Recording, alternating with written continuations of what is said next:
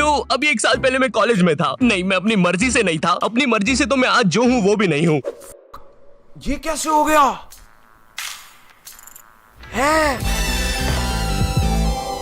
तो मैंने college drop कर दिया है। तो अब तुम लोग मुझे एक रियल यूट्यूबर बुला सकते हो। वैसे मेरी ये फतरी की रिपोर्ट्स है। इसके पीछे मैंने मोम कलर से यूट्यूब लिख दिया था। मैंने पूरे 1 साल तक कॉलेज गया था क्योंकि मैं कॉलेज छोड़ नहीं पा रहा था कि कल को मेरा कुछ हुआ नहीं तो मैं ऑटो चलाने वाला ना बन जाऊं। और मुझे ऑटो चलाने में कोई दिक्कत नहीं है, लेकिन कल को अगर मेरा कोई बच्चा होता है तो तुम्हें तो पता ही होगा कि ऑटो चलाने वालों के बच्चे इंडियन आइडल तो जरूर जाते हैं। तो अब मेरा बच्चा इंडियन आइडल में जाके बोले, ये देखकर फिर वो नेहा कक्कर रोएगी।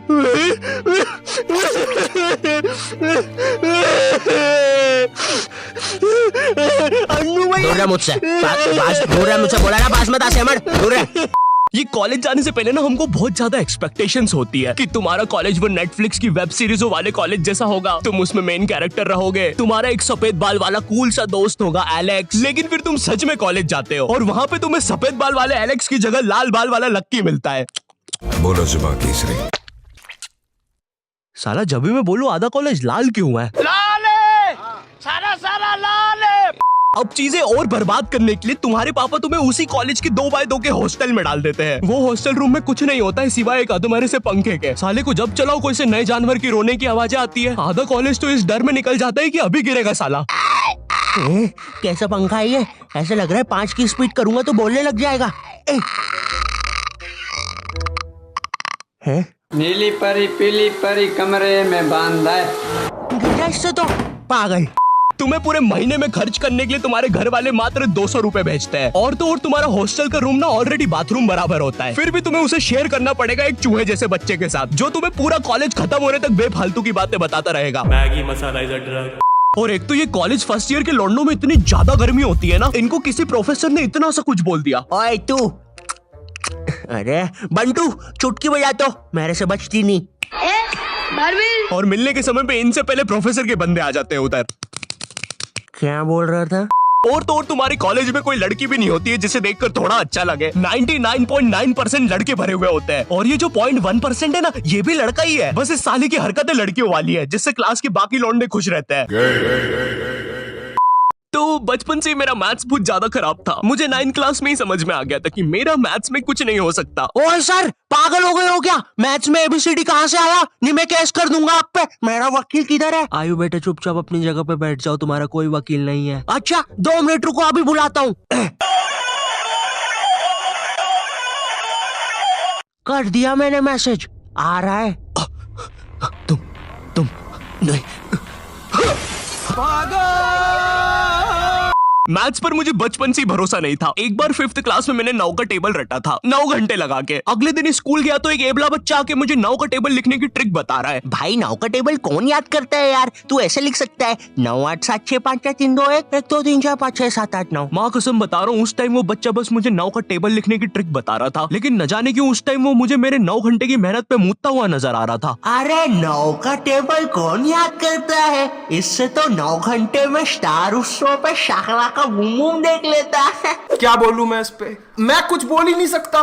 मैंने मैथ्स अकेले पढ़ना ही छोड़ दिया, ग्रुप स्टडीज ही करता था फिर मैं। और ग्रुप स्टडीज ना उन बच्चों के लिए होती है जिन्हें पता होता है कि कौन सा चैप्टर कैसे करना है। ये बच्चे ना अलग ही होते हैं। इनकी कॉपी में मोर का पंख होता है, मोर की कॉपी में इनका पंख होता है। अब मैं ग्रुप स्टडीज करता था मेरे दोस्त बंटी के साथ। बंटी बहुत ही भंड बच्चा था पढ़ाई में, लेकिन बंटी ना उन बच्चों में से था जिनके पास कुछ स्पेशल पावर्स होती है। बंटी पास भी थी घूमी हुई चीजें ढूंढ निकालने की। क्लास में किसी की कटर या रबर घूम जाए, बंटी फर्स्ट चार्ट की पता लगा लेता है कि कहाँ पर है चीजें। वो 5 वाली डॉम्स की रबर तो बंटी सूंघ कर ही बता देता था। तुम लोग को आम बात लग रही होगी कि रबर ढूंढने में कौन सी बड़ी बात है, लेकिन मेरे दोस्त क्या तुम्हें पता है, अगर क्लासरूम में तुम्हारी रबर एक बार डेस्क से नीचे गिरी ना तो वो इतने टप्पे खाएगी, वो इतने टप्पे खाएगी, वो 50,000 बार टप्पे खाती है और नाइजीरिया के किसी अनजान टापू पे चली जाती है। आम इंसान के बस की बात नहीं है क्लासरूम में रबर ढूंढना, लेकिन बंटी के बस की है। बंटी तो है। एग्जाम के एक दिन पहले बंटी और मैं साथ में ही पढ़ रहे थे। हम दोनों बहुत टेंशन में थे। मैं इसलिए टेंशन में था क्योंकि ट्रिग्नोमेट्री में जितनी तेज चीजें बदल रही थी उतनी तेज तो मेरी जिंदगी में इंसान भी नहीं बदलते। हे दोस्त, क्या तुम मुझे वो कप दे सकते हो? हाँ क्यों नहीं, 1 मिनट, ये लो। Thank you. बदल गए, फिर से बदल गए। अब वैसे क्या तुम एक जादू देखना चाहोगे? ये देखो, ये एक 5 रुपए का सिक्का है और ये गायब, सिक्का गायब। अरे बाप रे, कहाँ गया वो सिक्का? वो सिक्का कहाँ गया? और एक सेकंड, वो इंसान किधर गया? मुझे समझ में आ गया था कि बंटी और मेरे बस का नहीं है मैथ्स, इसलिए मैंने अपने एक और दोस्त राजू को फोन लगाया। राजू ना मेरी जिंदगी का डे की सुकी था, मतलब वो बस मेरी जिंदगी के पढ़ाई या होमवर्क वाले एपिसोड्स में आता था, बस। इसके अलावा हम एक दूसरे के बारे में कुछ नहीं जानते थे। तू है कौन तू? स्कूल में ना इतनी फालतू चीज सिखाएंगे, सेकंड क्लास तक तो गाय का निबंध नहीं चलता है। तो बच्चों अपनी कॉपी में लिखो गाय के 4 पैर होते हैं। अच्छी बात है स्कूल वालों ने बता दिया कि गाय के 4 पैर होते हैं, वरना मुझे तो लगता था गाय 2 पैरों पे चलती है और वो एक सीक्रेट एजेंट है। मुंह मुंह मुंह। हेलो एजेंट पैरी, तुम कहां तक पहुंच गए? तुम जल्दी पहुंचो, मैं बस पहुंचने ही वाला हूँ। इस चीज से तो मैं पूरी दुनिया पे कब्जा कर लूंगा। अरे पैरी महाशय, तुम और गाय 2 मिनट रुको। स्कूल में तो हमें कभी सिखाया नहीं गाय एजेंट भी होती है। स्कूल में सबसे फालतू सब्जेक्ट पता है कौन सा है? स्कूल ने हमें डिसिप्लिन के नाम पर क्या सिखाया है? जूते साफ होना चाहिए, बाल छोटे होना चाहिए और नाखून भी कटे हुए होना चाहिए। फिर भले ही तुम एक आतंकवादी हो, अगर तुम्हारे जूते साफ है और बाल छोटे हैं तो तुम्हें कोई कुछ नहीं बोलेगा। ओए नमन नमन, सारे वायर लगा दिए ना? हाँ भाई, सारे वायर लगा दिए, अब मजा आएगा ना ये। अरे किसी ने प्रिंसिपल ऑफिस उड़ा दिया। किसने उड़ाया है? इन दोनों के तो बाल छोटे हैं। तूने उड़ाया है, तेरे बाल बड़े हैं। मेरी स्कूल में असेंबली के टाइम पर रोज बच्चों के बाल, नाखून और जूते चेक होते थे, और जिन बच्चों के नाखून या बाल बड़े होते थे या जूते साफ नहीं होते थे उन्हें स्टेज पर ले जाके खड़ा कर देते थे ताकि उन्हें शर्म आए और वो अगले दिन से अच्छे बन के आए। पर पता है क्या, स्कूल के बच्चे बहुत अलग आते हैं, उन्हें नहीं आती शर्म वरम। वो बच्चे स्टेज के ऊपर से हाथ हिला रहे हैं नालायकों जैसे। विवेक विवेक इधर, विवेक देखना इधर। अरे कौन भौंक रहा है ये बदतमीज? इसीलिए मैंने बचपन से कभी स्कूल को सीरियसली नहीं लिया। एनुअल फंक्शन नहीं होता स्कूल में, वो जिसमें बच्चों से ही पैसे लेके बच्चों को ही नचाते हैं स्कूल में, फुल बुगी बुगी बना देते हैं। हाँ वही, मैं उसको 3rd क्लास तक एनिमल फंक्शन समझता था। सुनाई दे रहा है, बेरा नहीं हूं मैं। तुम लोग कभी स्कूल में नर्सरी क्लास में जाना। नर्सरी स्कूल की सबसे बेस्ट जगह है। कभी भी तुम्हें गुस्सा आए तो जाके नर्सरी के बच्चे पर निकाल दो। बेचारों को बोलते तो आता नहीं, किसको ही बोल देंगे। अबे और भाई यहाँ की टॉयलेट, ये बस टॉयलेट के लिए यूज नहीं होता है। अरे तुझे श्रेया का नंबर याद है क्या?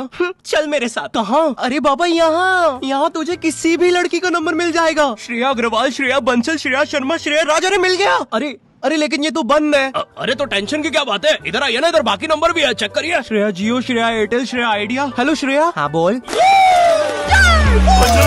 मरा कैच मारी हवा में सवारी, छोरा खरा मोटा आरा पीछा गोदरेज बारी, भर गैर चलेरा गाड़ी तभी बोल जोरी बारी, मारा गेम अलग इसी शाड़ी मौत बेच मारी, मजा मरा कैच मारी हवा में